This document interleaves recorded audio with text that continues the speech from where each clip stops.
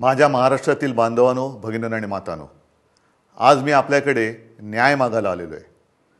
आणि हा न्याय व्यक्तिगत माझ्यासाठी नाही, तर आपल्यासाठी मागायला आलेलो आहे, लोकशाहीसाठी मागायला आलेलो आहे.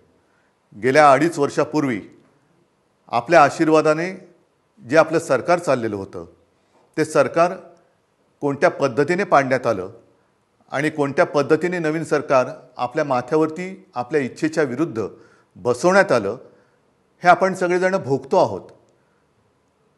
2.5 वर्ष झाली न्याय मागतो आहोत, अजूनही न्याय मिळत नाही आहे. आणि आपण जे असं म्हणतो की न्यायाला विलंब लागणे म्हणजे न्याय नाकारणे आहे. हा एक प्रकारे न्याय नाकारला जातो आहे. शेवटी न्यायालयाकडनं न्याय मिळत नसेल तर जसं लोकमान्य टिळक म्हणाले होते, त्या सर्वोच्च न्यायालयात म्हणजे आपल्या दरबारात मी न्याय मागण्यासाठी आलेलो आहे. काय केलं नाही या लोकांनी? माझा पक्ष म्हणजे आपला पक्ष तर चोरलाच. म्हणजे किती बेगुमानपणाने हे वागतायत.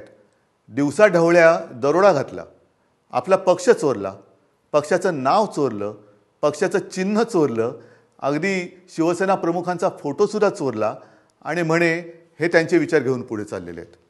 हे सगळं चोरलं तरी देखील केवळ आणि केवळ आपल्या आशीर्वादामुळेच मी ठाम उभा आहे. त्यांना जे काय वाटतंय की त्यांनी सगळं माझ्याकडनं चोरलं, कदाचित त्यांना ते चोरलं असं वाटत असेल, पण एक गोष्ट ते चोरू शकले नाही आणि चोरू शकत नाही, ते म्हणजे तुमचं प्रेम, तुमचा आशीर्वाद आणि तुमचा विश्वास. ह्या एकाच गोष्टीवरती मी या बेबंदशाही विरुद्ध, होय बेबंदशाही विरुद्ध लोकशाहीची लढाई लढतोय. आणि त्याच्यासाठी मला तुमचे आशीर्वाद पाहिजे. ही लढाई मला काही हवं आहे म्हणून नाही, तर माझ्या देशातली लोकशाही टिकवण्यासाठी मला तुमची सोबत पाहिजे. ह्या लढाईमध्ये केवळ माझ्या अस्तित्वाचा प्रश्न नाही आहे, तर महाराष्ट्राच्या अस्तित्वाचा प्रश्न आहे. महाराष्ट्राला लुटायचं काम सुरू आहे, महाराष्ट्राला गुलाम बनवण्याचं काम सुरू आहे आणि आपण ते डोळ्यादेखत होऊ द्यायचं? मला तरी नाही पटत हे. आणि म्हणून उतरा, सगळ्यांनी सहकुटुंब उतरा.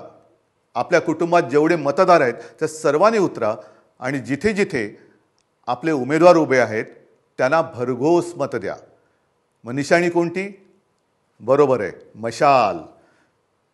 बाळासाहेबांची मशाल, शिवसेना प्रमुखांची मशाल, हिंदू हृदय सम्राटांची मशाल.